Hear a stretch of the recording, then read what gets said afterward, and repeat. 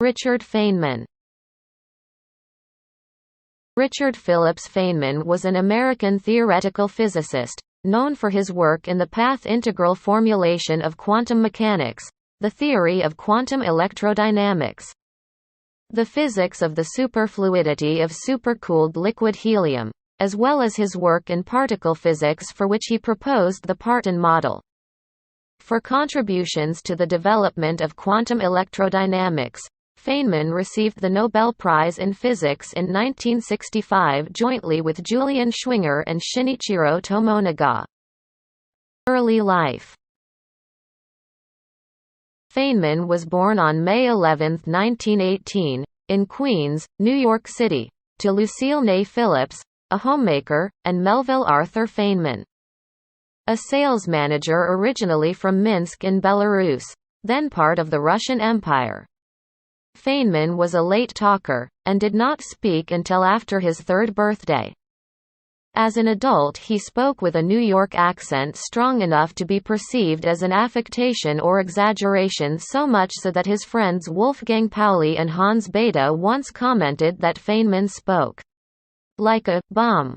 The young Feynman was heavily influenced by his father, who encouraged him to ask questions to challenge orthodox thinking, and who was always ready to teach Feynman something new. From his mother, he gained the sense of humor that he had throughout his life. As a child, he had a talent for engineering, maintained an experimental laboratory in his home, and delighted in repairing radios. This radio repairing was probably the first job Feynman had, and during this time he showed early signs of an aptitude for his later career in theoretical physics. When he would analyze the issues theoretically and arrive at the solutions. When he was in grade school, he created a home burglar alarm system while his parents were out for the day running errands. When Richard was 5, his mother gave birth to a younger brother, Henry Phillips, who died at age 4 weeks. 4 years later, Richard's sister Joan was born and the family moved to Far Rockaway, Queens. Though separated by 9 years, Joan and Richard were close, and they both shared a curiosity about the world. Though their mother thought women lacked the capacity to understand such things. Richard encouraged Joan's interest in astronomy, and Joan eventually became an astrophysicist. Religion. Feynman's parents were both from Jewish families but not religious, and by his youth, Feynman described himself as an avowed atheist.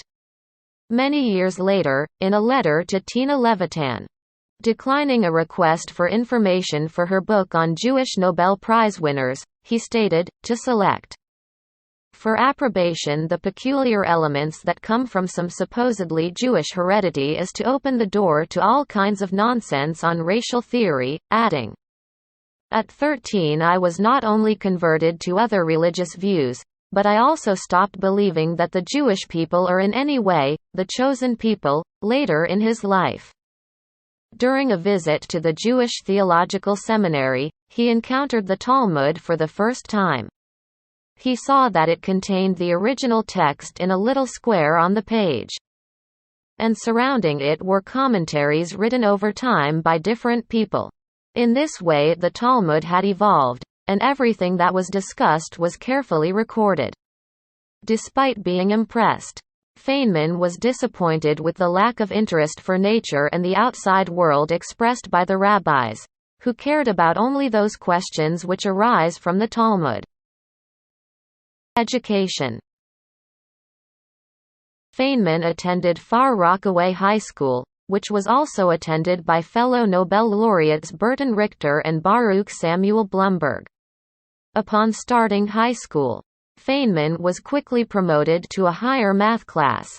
An IQ test administered in high school estimated his IQ at 125, high but merely respectable, according to biographer James Gleick.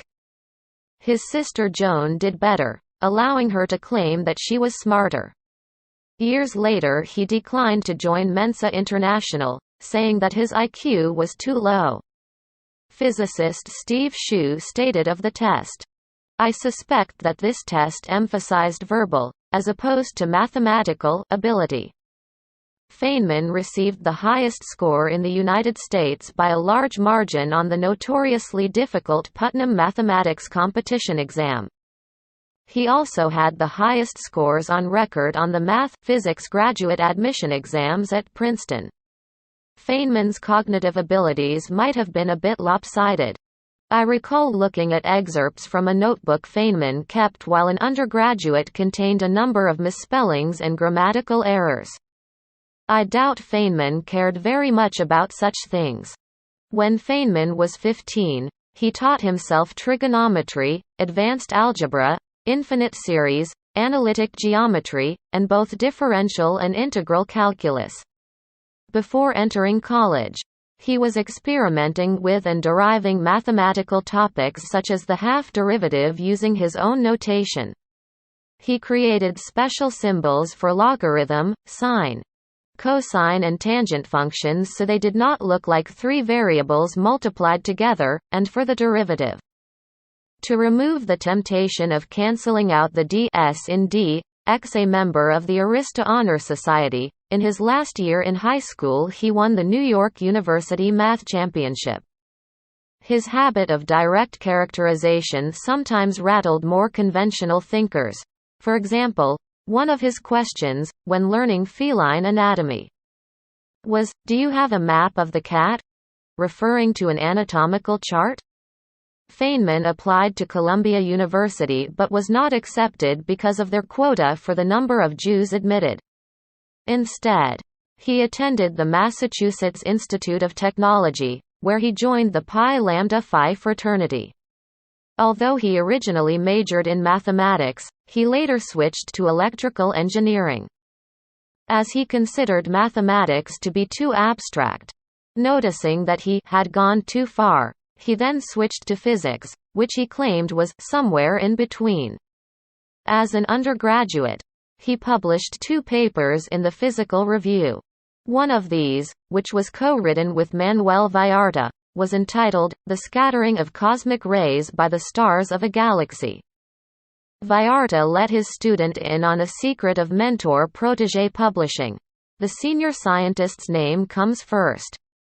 Feynman had his revenge a few years later, when Heisenberg concluded an entire book on cosmic rays with the phrase, "Such an effect is not to be expected," according to Vallarta and Feynman. When they next met, Feynman asked gleefully whether Vallarta had seen Heisenberg's book. Vallarta knew why Feynman was grinning. "Yes," he replied. "You're the last word in cosmic rays." The other was his senior thesis, on Forces in Molecules, 35, based on an idea by John C. Slater, who was sufficiently impressed by the paper to have it published. Today, it is known as the Hellman-Feynman theorem. In 1939, Feynman received a bachelor's degree and was named a Putnam Fellow. He attained a perfect score on the graduate school entrance exams to Princeton University in physics, an unprecedented feat, and an outstanding score in mathematics, but did poorly on the history and English portions. The head of the physics department there, Henry D. Smith, had another concern, writing to Philip M. Morse to ask, "Is Feynman Jewish? We have no definite rule against Jews but have to keep their proportion in our department reasonably small because of the difficulty of placing them." Morse conceded that Feynman was indeed Jewish, but reassured Smith that Feynman's physiognomy and manner, however, show no trace of this characteristic. Attendees at Feynman's first seminar, which was on the classical version of the Wheeler-Feynman absorber theory, included Albert Einstein, Wolfgang Pauli, and John von Neumann. Pauli made the prescient comment that the theory would be extremely difficult to quantize, and Einstein said that one might try to apply this method to gravity in general relativity, which Sir Fred Hoyle and Jayant Narlikar did much later as the Hoyle-Narlikar theory of gravity. Feynman received a Ph.D. from Princeton in 1942. His thesis advisor was John Archibald Wheeler. in his doctoral thesis entitled, The Principle of Least Action in Quantum Mechanics. Feynman applied the principle of stationary action to problems of quantum mechanics, inspired by a desire to quantize the Wheeler-Feynman absorber theory of electrodynamics, and laid the groundwork for the path integral formulation and Feynman diagrams. A key insight was that positrons behaved like electrons moving backwards in time. James Gleick wrote, "This was Richard Feynman nearing the crest of his powers. At 23. There may now have been no physicist on Earth who could match his exuberant command over the native materials of theoretical science." It was not just a facility at mathematics, though it had become clear that the mathematical machinery emerging in the Wheeler-Feynman collaboration was beyond Wheeler's own ability. Feynman seemed to possess a frightening ease with the substance behind the equations, like Einstein at the same age, like the Soviet physicist Lev Landau, but few others. One of the conditions of Feynman's scholarship to Princeton was that he could not be married. Nevertheless, he continued to see his high school sweetheart, Arlene Greenbaum, and was determined to marry her once he had been awarded his Ph.D. despite the knowledge that she was seriously ill with tuberculosis. This was an incurable disease at the time, and she was not expected to live more than 2 years. On June 29, 1942, they took the ferry to Staten Island, where they were married in the city office. The ceremony was attended by neither family nor friends and was witnessed by a pair of strangers. Feynman could only kiss Arlene on the cheek. After the ceremony he took her to Deborah Hospital, where he visited her on weekends. Manhattan Project. In 1941, with World War II raging in Europe but the United States not yet at war, Feynman spent the summer working on ballistics problems at the Frankfurt Arsenal in Pennsylvania. After the attack on Pearl Harbor brought the United States into the war, Feynman was recruited by Robert R. Wilson, who was working on means to produce enriched uranium for use in an atomic bomb, as part of what would become the Manhattan Project. At the time, Feynman had not earned a graduate degree. Wilson's team at Princeton was working on a device called an isotron, intended to electromagnetically separate uranium-235 from uranium-238. This was done in a quite different manner from that used by the calliotron that was under development by a team under Wilson's former mentor, Ernest O. Lawrence, at the Radiation Laboratory of the University of California. On paper, the isotron was many times more efficient than the calliotron, but Feynman and Paul Ohlum struggled to determine whether or not it was practical. Ultimately, on Lawrence's recommendation, the isotron project was abandoned. At this juncture, in early 1943, Robert Oppenheimer was establishing the Los Alamos Laboratory, a secret laboratory on a mesa in New Mexico where atomic bombs would be designed and built. An offer was made to the Princeton team to be redeployed there. Like a bunch of professional soldiers, Wilson later recalled, "We signed up, en masse, to go to Los Alamos." Like many other young physicists, Feynman soon fell under the spell of the charismatic Oppenheimer, who telephoned Feynman long distance from Chicago to inform him that he had found a sanatorium in Albuquerque, New Mexico, for Arlene. They were among the first to depart for New Mexico, leaving on a train on March 28, 1943. The railroad supplied Arlene with a wheelchair, and Feynman paid extra for a private room for her. At Los Alamos, Feynman was assigned to Hans Bethe's theoretical division, and impressed Bethe enough to be made a group leader. He and Bethe developed the Bethe-Feynman formula for calculating the yield of a fission bomb, which built upon previous work by Robert Serber. As a junior physicist, he was not central to the project. He administered the computation group of human computers in the theoretical division. with Stanley Frankel and Nicholas Metropolis. He assisted in establishing a system for using IBM punched cards for computation. He invented a new method of computing logarithms that he later used on the connection machine.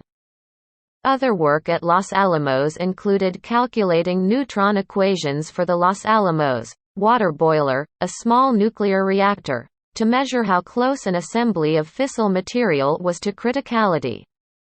On completing this work, Feynman was sent to the Clinton Engineer Works in Oak Ridge, Tennessee, where the Manhattan Project had its uranium enrichment facilities.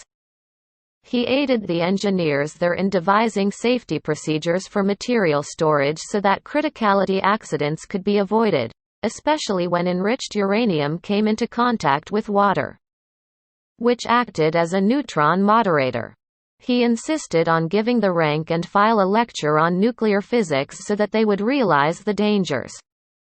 He explained that while any amount of unenriched uranium could be safely stored, the enriched uranium had to be carefully handled. He developed a series of safety recommendations for the various grades of enrichments. He was told that if the people at Oak Ridge gave him any difficulty with his proposals, he was to inform them that Los Alamos could not be responsible for their safety otherwise. Returning to Los Alamos, Feynman was put in charge of the group responsible for the theoretical work and calculations on the proposed uranium hydride bomb, which ultimately proved to be infeasible. He was sought out by physicist Niels Bohr for one-on-one discussions. He later discovered the reason. Most of the other physicists were too much in awe of Bohr to argue with him. Feynman had no such inhibitions, vigorously pointing out anything he considered to be flawed in Bohr's thinking. He said he felt as much respect for Bohr as anyone else. But once anyone got him talking about physics, he would become so focused he forgot about social niceties. Perhaps because of this, Bohr never warmed to Feynman. At Los Alamos, which was isolated for security, Feynman amused himself by investigating the combination locks on the cabinets and desks of physicists. He often found that they left the lock combinations on the factory settings, wrote the combinations down, or used easily guessable combinations like dates. He found one cabinet's combination by trying numbers he thought a physicist might use. It proved to be 271828 after the base of natural logarithms, e equals 2.71828. And found that the three filing cabinets where a colleague kept research notes all had the same combination. He left notes in the cabinets as a prank, spooking his colleague, Frederick de Hoffman, into thinking a spy had gained access to them. Feynman's $380 monthly salary was about half the amount needed for his modest living expenses and Arlene's medical bills. And they were forced to dip into her $3,300 in savings. On weekends he borrowed a car from his friend Klaus Fuchs to drive to Albuquerque to see Arlene. Asked who at Los Alamos was most likely to be a spy, Fuchs mentioned Feynman's safe-cracking and frequent trips to Albuquerque. Fuchs himself later confessed to spying for the Soviet Union. The FBI would compile a bulky file on Feynman, particularly in view of Feynman's Q clearance.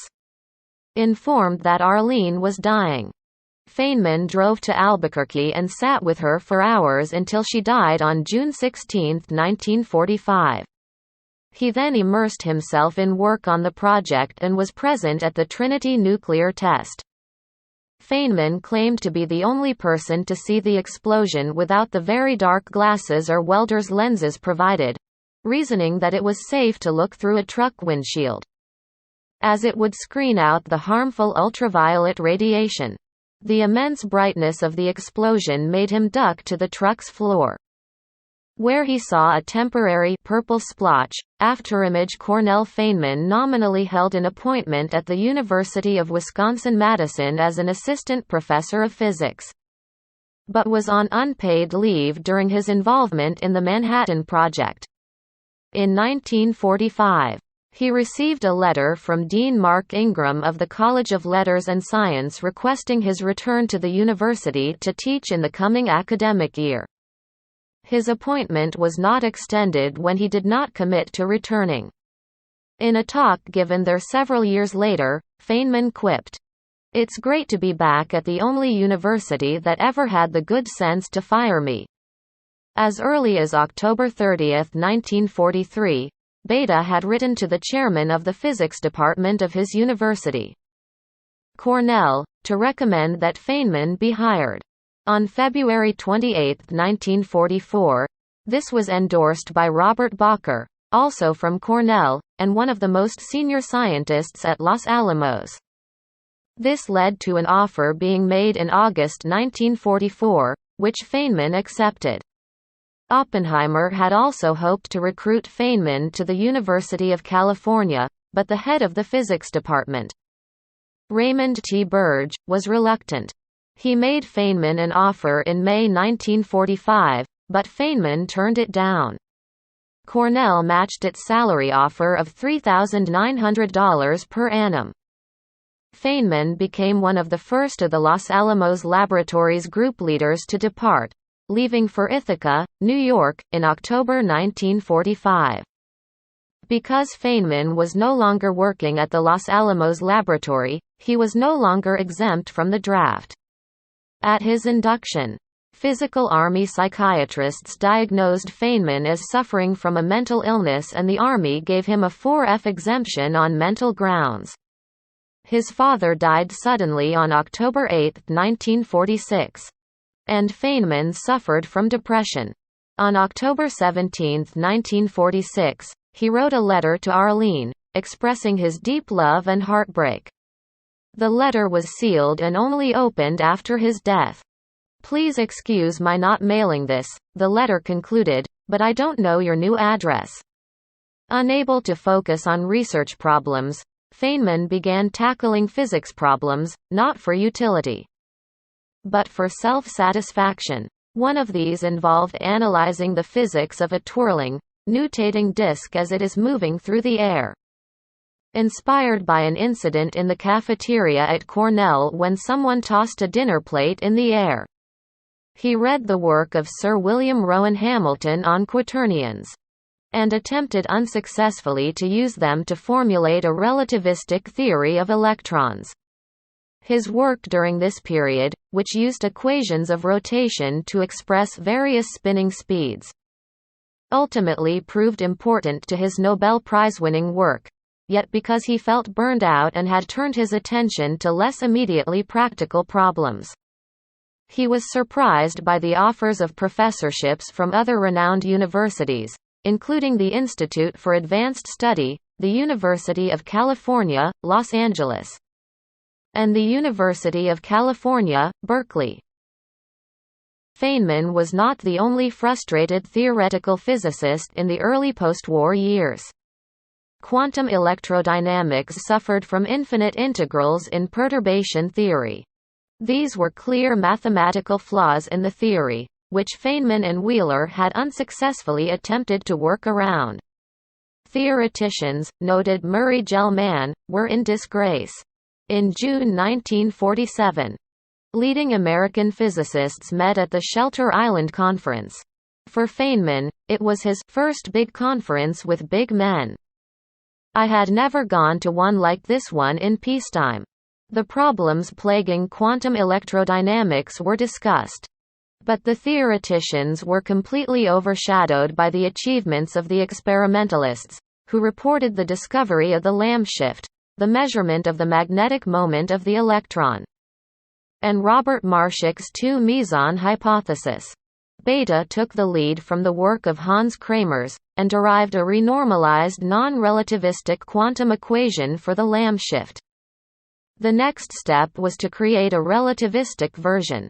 Feynman thought that he could do this, but when he went back to Beta with his solution, it did not converge. Feynman carefully worked through the problem again, applying the path integral formulation that he had used in his thesis. Like Beta, he made the integral finite by applying a cutoff term. The result corresponded to Beta's version. Feynman presented his work to his peers at the Pocono Conference in 1948. It did not go well. Julian Schwinger gave a long presentation of his work in quantum electrodynamics, and Feynman then offered his version, entitled, Alternative Formulation of Quantum Electrodynamics. The unfamiliar Feynman diagrams, used for the first time, puzzled the audience. Feynman failed to get his point across, and Paul Dirac, Edward Teller and Niels Bohr all raised objections. To Freeman Dyson, one thing at least was clear. Sin-Itiro Tomonaga, Schwinger and Feynman understood what they were talking about even if no one else did, but had not published anything. He was convinced that Feynman's formulation was easier to understand, and ultimately managed to convince Oppenheimer that this was the case.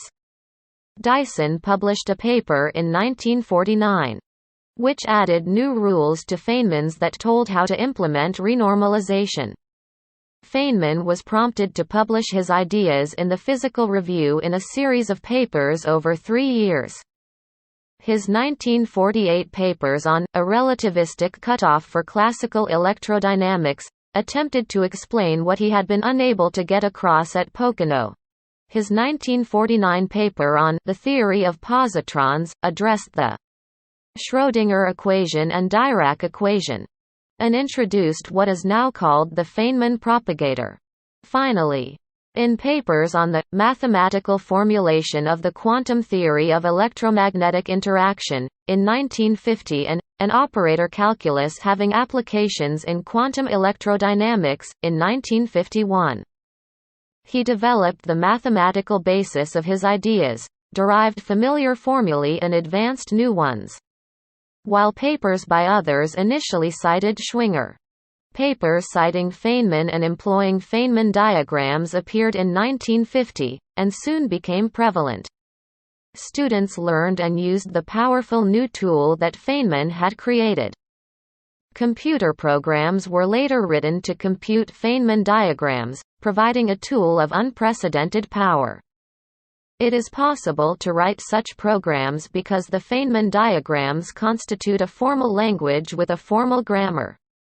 Mark Kac provided the formal proofs of the summation under history, showing that the parabolic partial differential equation can be re-expressed as a sum under different histories, that is, an expectation operator, what is now known as the Feynman-Kac formula, the use of which extends beyond physics to many applications of stochastic processes. To Schwinger, however, the Feynman diagram was pedagogy, not physics. By 1949, Feynman was becoming restless at Cornell. He never settled into a particular house or apartment, living in guest houses or student residences, or with married friends, until these arrangements became sexually volatile. He liked to date undergraduates, hire prostitutes, and sleep with the wives of friends. He was not fond of Ithaca's cold winter weather, and pined for a warmer climate. Above all, at Cornell, he was always in the shadow of Hans Bethe. Despite all of this, Feynman looked back favorably on the Telluride house, where he resided for a large period of his Cornell career. In an interview, he described the house as a group of boys that have been specially selected because of their scholarship, because of their cleverness or whatever it is, to be given free board and lodging and so on. Because of their brains. He enjoyed the house's convenience and said that, "It's there that I did the fundamental work," for which he won the Nobel Prize. Popular legacy. Aspects of Feynman's life have been portrayed in various media. Feynman was portrayed by Matthew Broderick in the 1996 biopic Infinity. Actor Alan Alda commissioned playwright Peter Parnell to write a two-character play about a fictional day in the life of Feynman set 2 years before Feynman's death. The play, QED, premiered at the Mark Taper Forum in Los Angeles in 2001 and was later presented at the Vivian Beaumont Theater on Broadway, with both presentations starring Alda as Richard Feynman. Real-Time Opera premiered its opera Feynman at the Norfolk, CT, Chamber Music Festival in June 2005.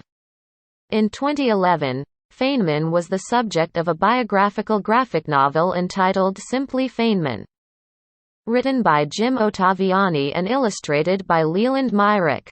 In 2013, Feynman's role on the Rogers Commission was dramatized by the BBC in The Challenger, U.S. title, The Challenger Disaster, with William Hurt playing Feynman.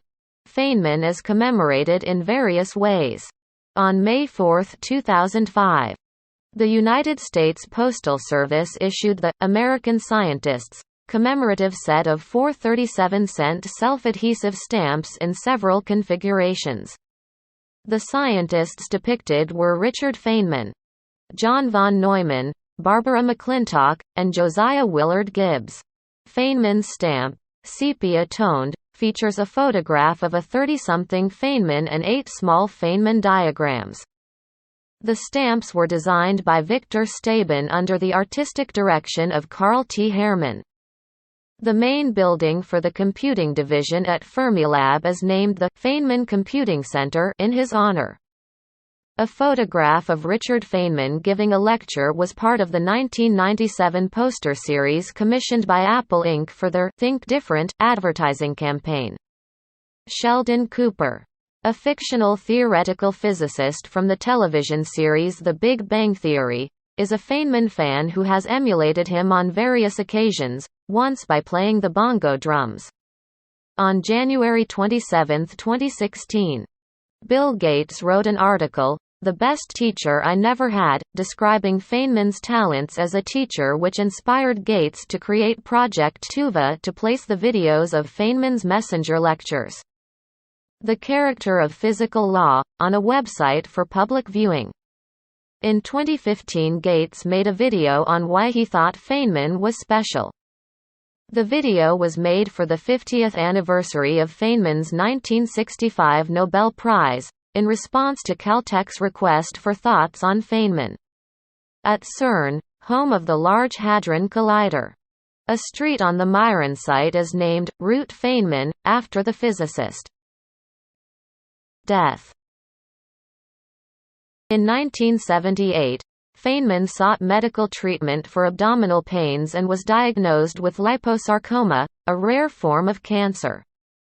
Surgeons removed a tumor the size of a football that had crushed one kidney and his spleen. Further operations were performed in October 1986 and October 1987. He was again hospitalized at the UCLA Medical Center on February 3, 1988. A ruptured duodenal ulcer caused kidney failure, and he declined to undergo the dialysis that might have prolonged his life for a few months. Watched over by his wife Gwyneth, sister Joan, and cousin Frances Lewine, he died on February 15, 1988. At age 69. When Feynman was nearing death, he asked his friend and colleague Danny Hillis why Hillis appeared so sad. Hillis replied that he thought Feynman was going to die soon. Feynman said that this sometimes bothered him, too, adding, "When you get to be as old as he was, and have told so many stories to so many people, even when he was dead he would not be completely gone." Near the end of his life, Feynman attempted to visit the Tuvan Autonomous Soviet Socialist Republic, ASSR, in Russia, a dream thwarted by Cold War bureaucratic issues. The letter from the Soviet government authorizing the trip was not received until the day after he died. His daughter Michelle later made the journey. His burial was at Mountain View Cemetery and Mausoleum in Altadena, California. His last words were, "I'd hate to die twice. It's so boring."